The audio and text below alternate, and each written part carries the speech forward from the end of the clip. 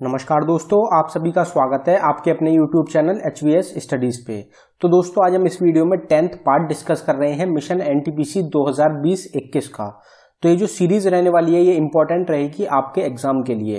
इसका जो main focus रहेगा वो रहेगा NTPC के एग्जाम में और साथ ही साथ ग्रुप डी का जो एग्जाम होगा उस पे भी। इस वीडियो में हम जो क्वेश्चन डिस्कस कर रहे हैं ये NTPC और ग्रुप डी के एग्जाम्स में पहले पूछे जा चुके हैं और इसके साथ हम कुछ करंट अफेयर के क्वेश्चंस भी ले रहे हैं जो कि इंपॉर्टेंट रहेंगे आपके एग्जाम्स के लिए।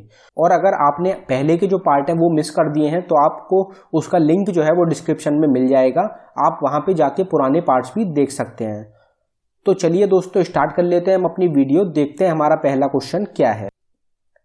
तो हमारा पहला क्वेश्चन है, विच union territory has recently signed an MOU with the national dairy development board for promoting dairy and rural livelihood. तो कौन सी यूनियन टेरिटरी है जिन्होंने एक MOU साइन करा है नेशनल डेयरी डेवलपमेंट बोर्ड के साथ, जिससे कि प्रमोशन किया जा सके डेयरिंग का और रूरल लाइवलीहुड का।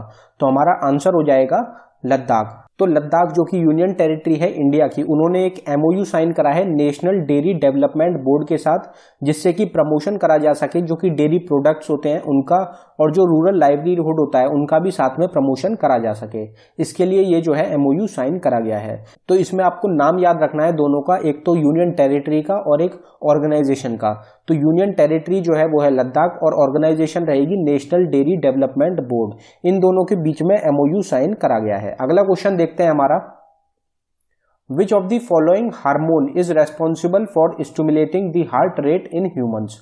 तो हमारी बॉडी में जो हार्ट रेट होता है हमारा, उसमें जो चेंजेस आते हैं वो किस हार्मोन की वजह से आते हैं।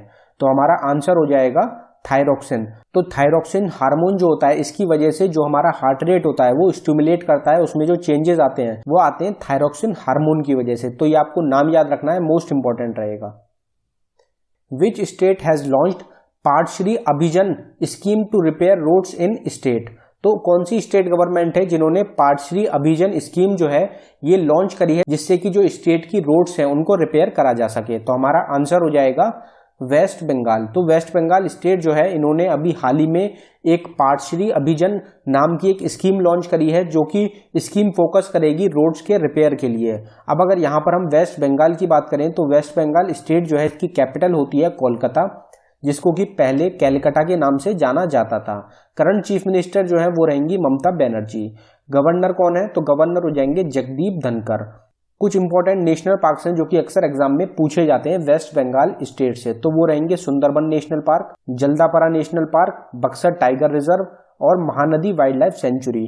तो ये सब जो है ये लोकेटेड है वेस्ट बंगाल स्टेट में। ये जो है मोस्ट इंपॉर्टेंट रहेंगे, काफी बार इनके ऊपर एग्जाम में क्वेश्चन पूछा जाता है। वेस्ट बंगाल के कुछ इंपॉर्टेंट डांसेज हैं जो कि एग्जाम में पूछे जाते हैं, तो वो रहेंगे गंभीरा, कुशान, अलकप और चाओ। तो चाओ जो है ये मोस्ट इंपॉर्टेंट डांस रहता है वेस्ट बंगाल का, अक्सर एग्जाम में पूछा जाता है। सबसे फेमस डांस है वेस्ट बंगाल का चाओ। तो ये इसका नाम आपको याद रखना है, मोस्ट इंपॉर्टेंट रहेगा। When is the world animal day observed every year. तो हर साल वर्ल्ड एनिमल डे जो होता है ये कौन सी तारीख को ऑब्जर्व किया जाता है। तो हमारा आंसर हो जाएगा 4 अक्टूबर। तो हर साल 4 अक्टूबर को ऑब्जर्व किया जाता है वर्ल्ड एनिमल डे। तो ये भी आपको नाम याद रखना है, जो ये डेज होते हैं इनके ऊपर भी एग्जाम में 1 से 2 क्वेश्चन जरूर पूछे जाते हैं। तो ये जो रहेंगे ये भी इंपॉर्टेंट रहते हैं। Which body has released a report what India Yeats. तो व्हाट इंडिया ईट्स जो रिपोर्ट है ये किसके द्वारा जारी करी गई है। तो हमारा आंसर हो जाएगा the Indian council of medical research. तो ICMR जो है, जिसको कि शॉर्ट फॉर्म में ICMR के नाम से जाना जाता है, उन्होंने अभी हाल ही में एक रिपोर्ट रिलीज करी है जिसका नाम है व्हाट इंडिया ईट्स। तो ये किसके द्वारा रिलीज करी गई है? India council of medical research के द्वारा। ये भी एक करंट अफेयर का मोस्ट इंपॉर्टेंट क्वेश्चन रहेगा। LEMOA is an agreement between India and dash. तो लिमोआ जो है जिसकी फुल फॉर्म होती है logistic exchange memorandum of agreement. तो ये जो है ये कौन कौन सी कंट्री हैं जिनके बीच का एग्रीमेंट है। तो हमारा आंसर हो जाएगा इंडिया एंड USA। तो भारत और USA के बीच में एक एग्रीमेंट साइन करा गया है जिसका नाम है लिमोआ। लिमोआ जो है उसकी फुल फॉर्म हो जाएगी logistics exchange memorandum of agreement. तो ये जो एग्रीमेंट साइन करा गया है इंडिया और अमेरिका के बीच में। What is the main component of plasma. तो प्लाज्मा जो होता है उसका मेन कंपोनेंट क्या होता है। तो हमारा आंसर हो जाएगा वाटर। तो वाटर जो होता है ये मेन कंपोनेंट होता है प्लाज्मा का। अब दोस्तों अगर किसी भी चीज की बात करी जाए तो सबसे ज्यादा जो पाया जाता है हमारी बॉडी में वो होता है वाटर। 70+% जो होता है हमारी बॉडी बनी होती है वाटर से। तो उसमें जो मेन रोल होता है वो प्लाज्मा का होता है। प्लाज्मा जो होता है एक मेन पार्ट होता है हमारी बॉडी का। तो उसमें जो होता है किस चीज का सबसे ज्यादा प्रतिशत रहेगा तो वो हो जाएगा वाटर। तो वाटर जो होता है सबसे ज्यादा पाया जाता है प्लाज्मा में। तो ये भी आपको याद रखना है। The deficiency of which of the following causes rickets. तो रिकेट जो डिसीज होती है ये किस चीज की कमी की वजह से होती है। तो हमारा आंसर हो जाएगा विटामिन डी। तो विटामिन डी जो होता है उसकी कमी की वजह से रिकेट्स की प्रॉब्लम हो जाती है।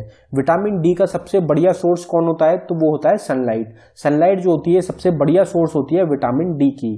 तो आपको याद रखना है कि विटामिन डी की कमी की वजह से रिकेट्स की परेशानी होती है। Who has been appointed as the CFO of State Bank of India. तो स्टेट बैंक ऑफ इंडिया जो है उसके अभी हाल ही में CFO अपॉइंट करे गए हैं। CFO की फुल फॉर्म होती है चीफ फाइनेंशियल ऑफिसर। तो वो कौन है तो हमारा आंसर हो जाएगा चरणजीत सिंह आटरा। चरणजीत सिंह आटरा जो है ये अभी हाल ही में अपॉइंट करे गए हैं नए chief financial officer state Bank of India के। स्टेट बैंक ऑफ इंडिया जो है इसके अभी हाल ही में चेयरमैन भी अपॉइंट करे गए हैं। तो उनका नाम भी आपको याद रखना है। उनसे पहले कौन थे चेयरमैन तो वो थे रजनीश कुमार। रजनीश कुमार जो है इनका जो टाइम पीरियड है वो खत्म हो चुका है चेयरमैन का। तो अगर आपने हमारी पिछली वीडियो नहीं देखी है तो आपको उसमें सारी इंफॉर्मेशन मिल जाएगी, आप उस वीडियो को देख सकते हैं। बढ़ते हैं अपने अगले क्वेश्चन की तरफ। Which of the following chemicals is known as oil of vitriol.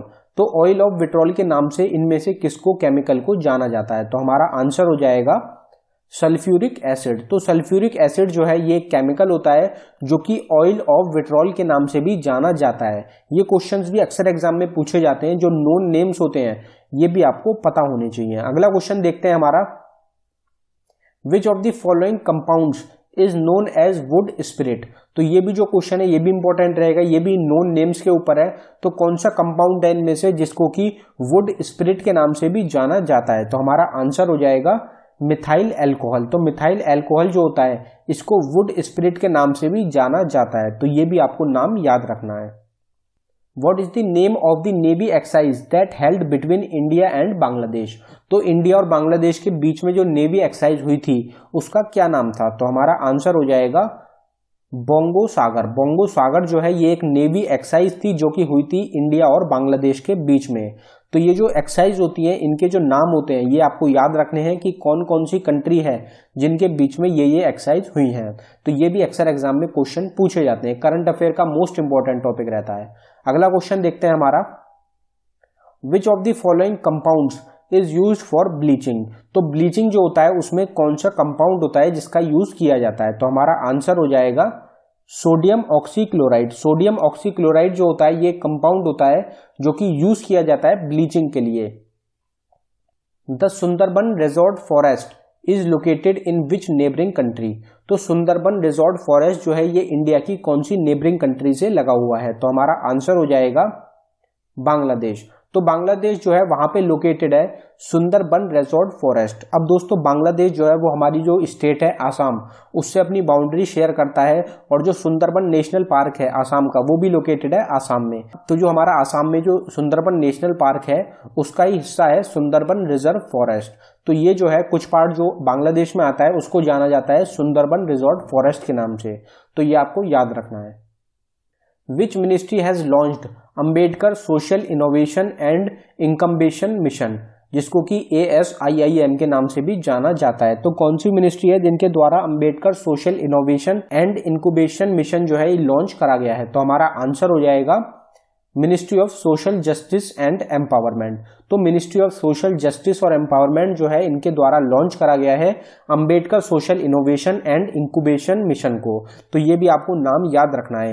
ये मोस्ट इंपॉर्टेंट क्वेश्चन रहेगा आपके एग्जाम के लिए।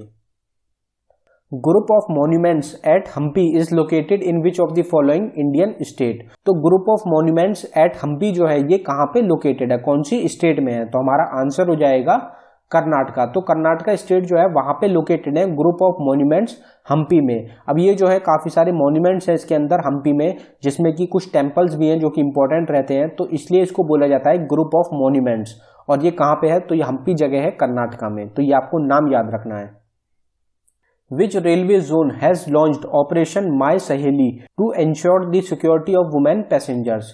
तो वुमेन पैसेंजर्स की सिक्योरिटी को देखते हुए रेलवे, कौन सी रेलवे जोन है जिन्होंने ऑपरेशन माई सहेली जो है ये लॉन्च करा है, तो हमारा आंसर हो जाएगा south central railway. South central railway जो है इनके द्वारा अभी हाल ही में ऑपरेशन माई सहेली जो है ये लॉन्च करा गया है, जिससे कि जो वुमेन पैसेंजर्स हैं उनकी सिक्योरिटी को इंश्योर किया जा सके। तो ये भी एक मोस्ट इंपॉर्टेंट क्वेश्चन रहेगा। Periyar river which was in news recently due to discoloration and the killing of the fishes is located in which state. तो पेरियर रिवर जो है, जो कि अभी हाल ही में न्यूज में थी, क्योंकि जो पेरियर रिवर है उसका कुछ पार्ट जो है उसका जो कलर था वो ब्लैक कलर में ट्रांसफर हो गया था कुछ इशू की वजह से, और इसमें जो है जो फिशेज हैं वो मर गई थी काफी बड़ी मात्रा में। तो ये जो है कौन सी स्टेट का है, तो हमारा आंसर हो जाएगा केरला। तो केरला स्टेट जो है उसकी सबसे बड़ी रिवर है पेरियर रिवर। तो अभी इसमें कुछ पीछे 2-3 सालों से इसमें जो है कुछ पोल्यूशन की प्रॉब्लम हो रही है, जिसकी वजह से कुछ पार्ट जो था पेरियर रिवर का वो ब्लैक में कन्वर्ट हो गया था, और जो काफी सारी फिशेस थी उनकी जो है डेथ हो गई थी। तो इसलिए जो है ये काफी न्यूज में रहा है पीछे। तो ये आपको नाम याद रखना है, पेरियर रिवर जो है ये लोकेटेड है केरला स्टेट में।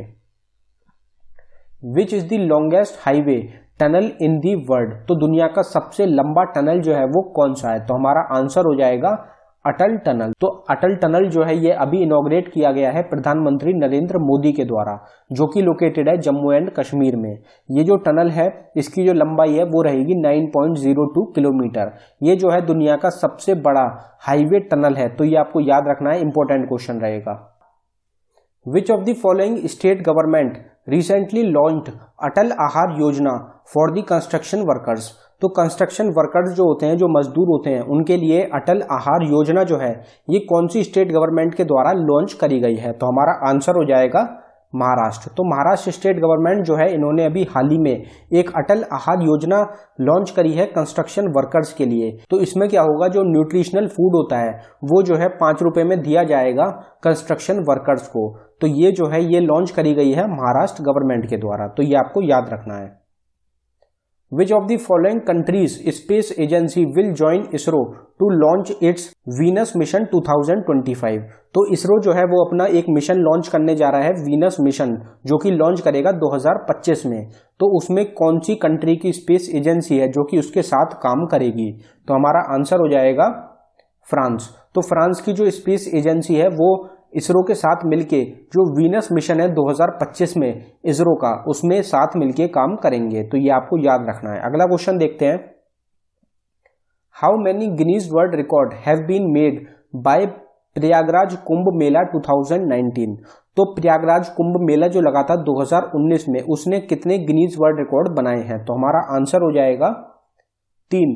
तो 3 गिनीज वर्ल्ड रिकॉर्ड बनाए गए हैं प्रयागराज कुंभ मेला 2019 में। तो ये जो है मोस्ट इंपॉर्टेंट क्वेश्चन रहेगा। प्रयागराज कुंभ मेला जो लगा था 2019 में, ये एक बहुत बड़ा कुंभ मेला लगा था जिसमें 5 करोड़ से ज्यादा लोग शामिल हुए थे। तो ये आपको नाम याद रखना है, प्रयागराज कुंभ मेला 2019 ने 3 गिनीज वर्ल्ड रिकॉर्ड बनाए हैं। What is the name of the spacecraft to be send by UAE on the moon in 2024। तो 2024 में जो यूएई के द्वारा एक स्पेसक्राफ्ट मिशन जो है जो कि कैरी करा जा रहा है मून के लिए, उसका क्या नाम रखा गया है, तो हमारा आंसर हो जाएगा राशिद। तो राशिद जो है ये एक मिशन है, स्पेस मिशन है यूएई का, जो कि वो लॉन्च करेंगे 2024 में मून के लिए। तो ये भी नाम आपको याद रखना है। India's first park for the persons with disabilities is located इन। तो इंडिया का जो पहला पार्क बनने जा रहा है डिसेबल पर्सन के लिए, वो कहाँ पे लोकेटेड है, जिसका नाम रहेगा Louis Braille Park. Louis Braille Park जो है ये पहला पार्क है इंडिया का जो कि डिसेबल लोगों के लिए बना है। तो हमारा आंसर हो जाएगा हैदराबाद। तो हैदराबाद जगह जो है वहां पे लोकेटेड है लुइस ब्रेल पार्क, जो कि इंडिया का पहला पार्क है जो कि लोगों के लिए, जो कि डिसेबल्ड लोग होते हैं उनके लिए बनाया गया है। तो ये नाम याद रखना है आपको, लुइस ब्रेल पार्क। अगला क्वेश्चन देखते हैं हमारा। Which Bollywood star has been selected by the Reserve Bank of India for Customer Awareness Campaign। तो कस्टमर अवेयरनेस कैंपेन के लिए रिजर्व बैंक ऑफ इंडिया जो है इनके द्वारा कौन से बॉलीवुड स्टार को सेलेक्ट करा गया है, तो हमारा आंसर हो जाएगा अमिताभ बच्चन। तो अमिताभ बच्चन जो है इनको चुना गया है रिजर्व बैंक ऑफ इंडिया के द्वारा कस्टमर अवेयरनेस कैंपेन के लिए। तो ये जो है आपको याद रखना है, इंपॉर्टेंट रहेगा। अब दोस्तों ये जो क्वेश्चन था ये हमारी वीडियो का आखिरी क्वेश्चन था। अगर आपको हमारी वीडियो पसंद आई हो तो हमारी वीडियो को लाइक करें, और अगर आपने अभी तक हमारे चैनल को सब्सक्राइब नहीं किया है तो हमारे चैनल को सब्सक्राइब कर लें। धन्यवाद दोस्तों।